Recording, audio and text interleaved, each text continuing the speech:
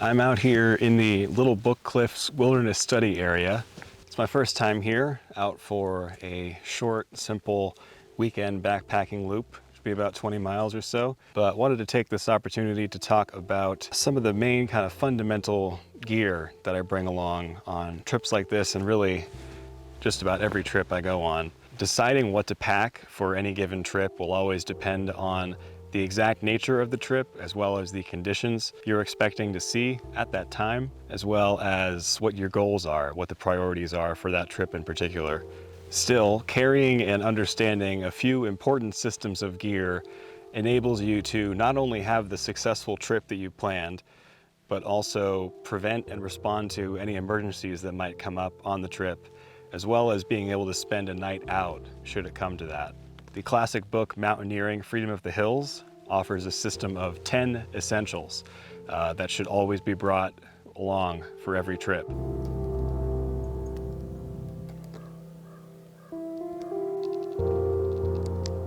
So the first of the 10 essential systems is navigation. And I think it's important to recognize that navigation, more so than many of these other systems, is a truly fundamental skill and a field of study that can take a lifetime to master. I'm definitely planning on taking a deeper dive into navigation in a future video, but for now I'll try and keep it focused on the tools and the equipment that come into that 10 essentials system. So the most important thing is to have a mental map in your head of where you're starting, which general direction you're heading from there, and then as you're hiking, making sure that the landscape that you're observing around you matches with those expectations. So out here today, I was hiking down the wide main canyon for 2 miles, where I came to a junction and then turned left onto Spring Canyon until I came to another junction, which is marked right here by this cairn. So all of that without any use of a map, without a GPS, just based on where I expected to be hiking and then observing the landscape, confirming my expectations. That is the base level of navigation. And any other tools that we add on top of that just increases our certainty. So from that base of the mental map, the next layer to add on is a topographic map, which could be a printed map or a GPS app like Gaia GPS, which is my preferred navigation in the field. And so I have the topographic map of the area downloaded, along with the route that I planned out in my planning session. And I can see that from the trailhead, I climbed up Main Canyon, made that left into Spring Canyon, and now here I am where the trail heads left into this other arm of the canyon, which will be my route going ahead from here and climbing up onto the high point of the plateau, up that way. The other tool is having an altimeter, which can be a standalone device or on a GPS watch. So that allows me to understand not only where I am on the plane of the map and in the landscape, but what my elevation is at. On my watch here, I'm right now at 5,217 feet, and I know that I'm in Spring Canyon.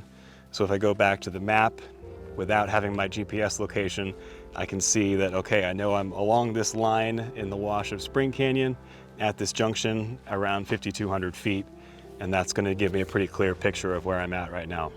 A lot of people talk about map and compass as a singular set of tools that always work together, but really having the mental map, then a topographic map, then an altimeter can go a long way in open alpine or desert terrain where the features are pretty obvious and distinctive, and you can tell where you're going based on just what you're observing around you. The compass really comes into play when those factors are not there, and you need to have something to point toward, and the compass gives you that with its magnetic direction to north. And then pointing toward north allows you to then map different bearings to get the directions that you're trying to go. I don't use a compass on routes like this where I'm planning to be on established trails for the whole time, but if I'm doing a significant amount of off-trail travel on some high routes or long distance sort of mountaineering trips in the backcountry, I do like to have both printed maps printed out and the compass as well, just as a backup. And that's really come in handy in the past on trips like the Wind River High Route. If I have a topographic map on my phone, I likely have my GPS location, my little blue dot, enabled along with that. So that definitely takes out a lot of the guesswork and that building up of those layers. But I would encourage you to make a practice and a habit of using those tools of terrain recognition, of your mental map, your trip plan, to then say, oh, when you're about to pull out your GPS to confirm where you are, actually confirm if that meets your expectations. And that'll just kind of start baking in that habit of recognizing first and observing first, and then using the GPS blue dot to confirm your suspicions. So the second of the 10 essentials is extra water. The question is, how much water is the right amount to carry? And the answer is, it depends. Everyone has their own right amount of water to be drinking, and it's kind of something you have to figure out for yourself. I know that around 1 liter for 10 miles is generally a decent rule of thumb, given that this is a 20-mile loop, including an overnight camp. I was thinking 1 to 1.5 liters per day of hiking, and then an extra liter or 2 for camp, being able to have the water for dinner, breakfast, and coffee in the morning. I have 5 liters here. And the way that I carry that is I have 1 liter up front between my 2 soft flasks. And then I have 2 1-liter smart water bottles on either side. And then I have tomorrow's water as a 2-liter platypus bag. And I just have that here at the back of my pack right next to my back. So it keeps that weight good and centered. Another important consideration for water is being able to get more water along the way. So carrying some kind of filter is going to be the other important piece. I like this one, the Be Free. I've used many of these over the years, and they live fast and die young. They start out with a really strong flow rate that doesn't last too long. A lighter weight option would be the Aquamira chemical treatments. Give it a few minutes to do its work and it'll kill all of the bacteria and microorganisms inside the water, but it doesn't actually have that physical filter. So if you're grabbing water like we saw at the start of this hike in a very silty, sandy wash, all that silt and sand is still going to be in there when you're drinking. So pros and cons to both systems. It's always important to have electrolytes as well with the water. I've got 3 or 4 packs of different kinds of electrolytes, and what I like to do is I have electrolytes in one of my soft flasks and then just plain water in the other.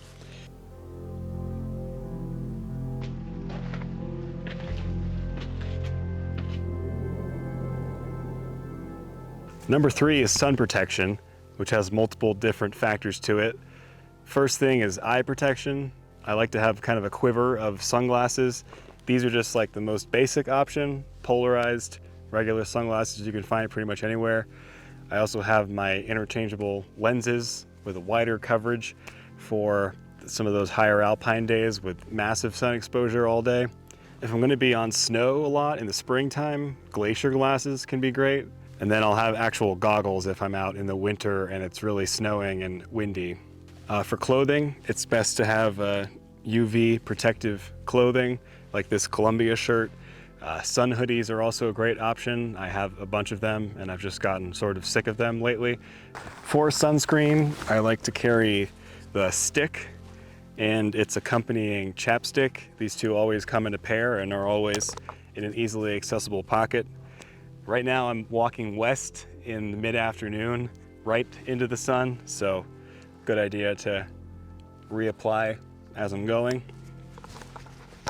Sticks are good also because they don't freeze in the winter, so it's a good year-round solution as far as sunscreen goes.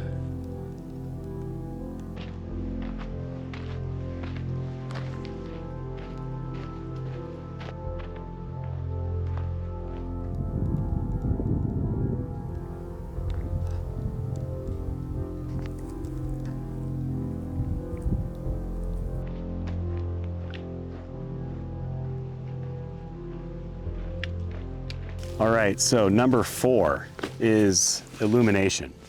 So I carry my headlamp at all times up here on this top pocket of my shoulder strap. And this is a Nightcore headlamp, pretty popular, been around a few years now. and it's USB-C rechargeable, so it uses the same cable as my phone and other devices. Weighs about an ounce.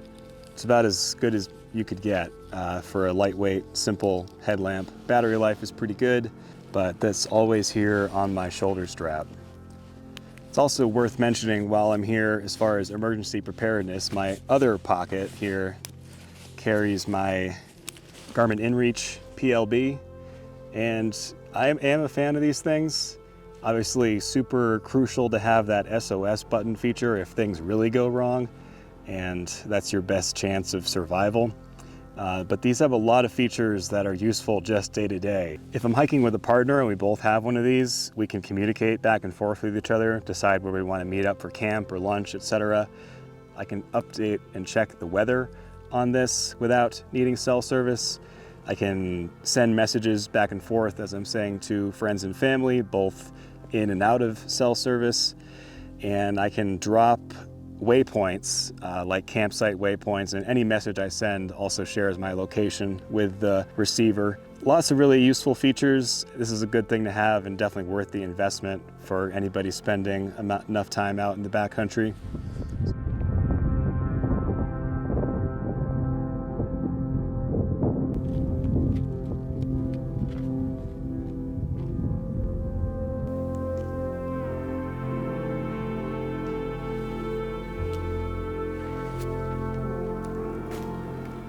So number 5 of the essential systems is shelter.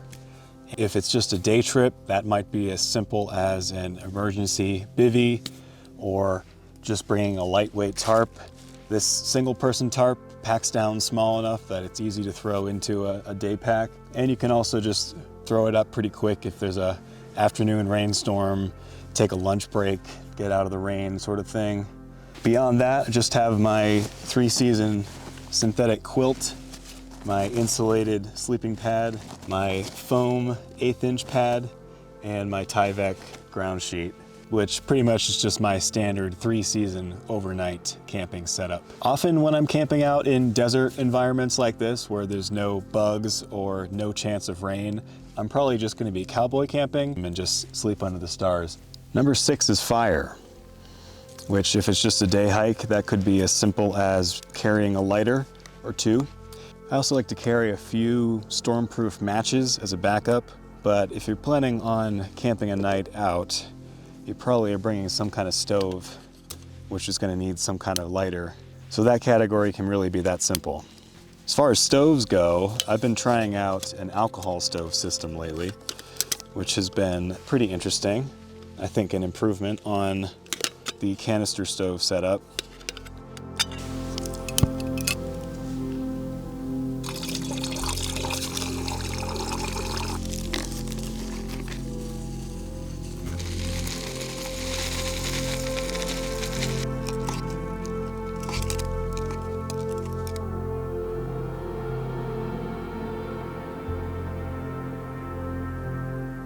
Number 7 of the 10 essentials is extra clothing layers. So this basically just means I'm bringing my typical 3-season layering system along with me. And what that looks like is I've got a couple extra pieces for sleeping, just an extra pair of darn tough socks, and also my leggings to sleep in. Beyond that, I always have a pair of liner gloves. These are just basic REI with a little bit of grip on the hands, and a basic beanie that I can pull down over my eyes to sleep in while the full moon is out, for example. Then I've got the Apex synthetic puffy here, which I probably won't bring if it's the middle of the summer and I'm expecting pretty warm temperatures even overnight, but it's kind of nice as we get into fall to be able to throw this on in the morning as I'm packing up camp. Then I have my active insulation fleece. This is an Alpha Direct by Vado Apparel. It's my favorite summer 3-season insulation. In the winter, I'll switch to a bit of a heavier grid fleece like my Patagonia R1. I also always carry a buff. This doubles as my pillowcase for camping. Good to throw this on if it's extra cold and Certainly when I get into winter ski trips, always have this thing on my neck and pull it up over my face as needed. It's always a good idea to bring along just a really lightweight rain jacket. This is the Enlightened Equipment Visp, but yeah, super light, super packable, so easy to just toss this in a pack to have, not just for rain, but for cold and for wind resistance as well.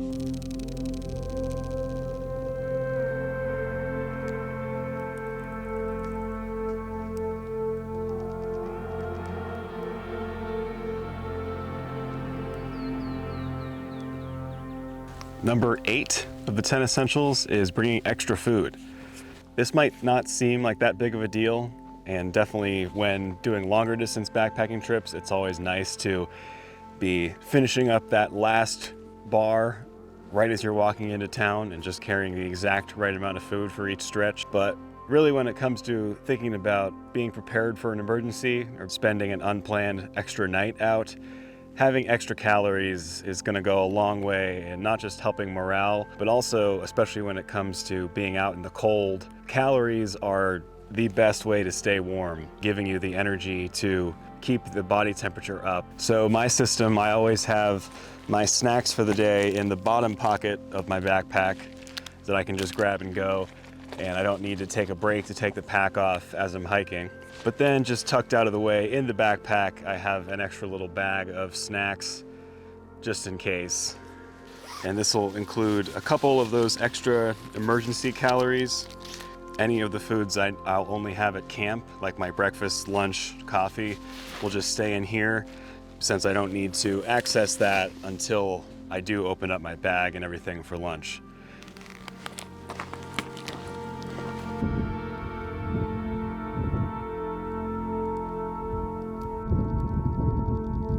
Number 9 is another big one, first aid.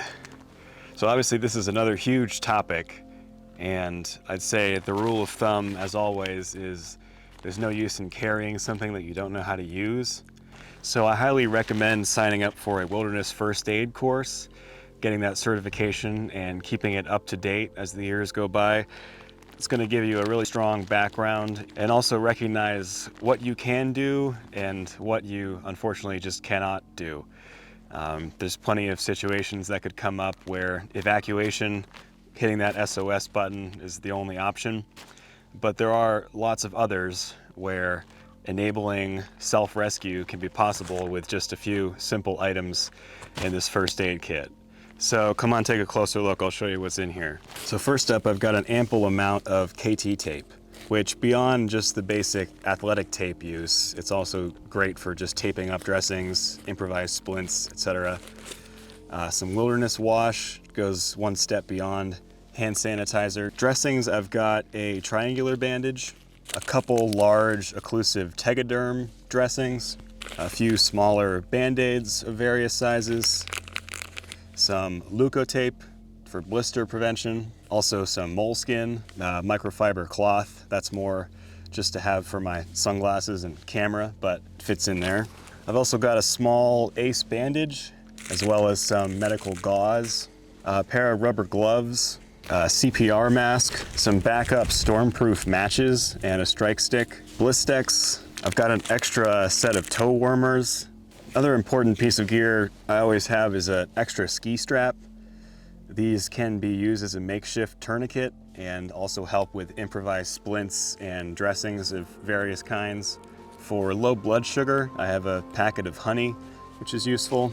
You want to think about just being able to treat the most common injuries, which are just going to be small scrapes that come about from trips and falls. Being able to use these pieces in conjunction with the gear you already have, whether that's a trekking pole, ice axe, water bottles, etc., to make improvised splints, can really improve the outcomes of self-rescue scenarios. But a small basic first aid kit with a good skill set behind it can go a long way. Another thing to mention, I also have a few basic over-the-counter meds, ibuprofen and Tylenol, and the use of those is all about pain management for things that come up. Back when I had my accident in the spring, I was alternating these back and forth over those 2 days to get out, and I definitely think that helped us manage that self-rescue situation better. And also make sure you don't let these expire if you have them sitting in the bottom of your bag for over a year. Get some new ones and make sure those are up to date. And that brings us to number 10, which is a repair kit. So I keep this in with my first aid kit, and a lot of these things can also be used in first aid scenarios, but the main function is to repair the different pieces of critical gear that I carry with me, make sure those are functioning as they should. So in here I have some more KT tape, the patch kit for my Thermarest air mattress, along with the alcohol wipe, Gear Aid tenacious tape for any holes I might get in my puffy jacket or rain jacket. Also have DCF tape, which is especially for my tarp, duct tape, multi-purpose, as well as the Swiss Army knife, Victorinox, with all of the different scissors, knife, file, as well as tweezers, which is useful for both first aid and gear repair. I also keep a few extra hair ties, can be used to just bound things up if needed. So there it is. That's the 10 essentials, the most important things to always have in the backpack, no matter what kind of trip you're going on. When things go wrong, the 10 essential systems enable us to mount a comprehensive response to any number of emergencies that could occur in the backcountry. But beyond that, a well-informed use of the 10 essentials gives us a step ahead and enables us to prevent things from going wrong in the first place. It allows us to face the uncertainty inherent in backcountry travel and find success in our objectives, whatever that may be. Knowing exactly what to bring into the mountains is a skill that will take experience, knowledge, and good judgment. And understanding the uses and limitations of the 10 essential systems is just the first step in this process. But perhaps no other system does as much to both mitigate disaster should it arise and ensure success on our trips. So that'll do it for now, but thanks for watching and subscribe for more wilderness tips and tricks.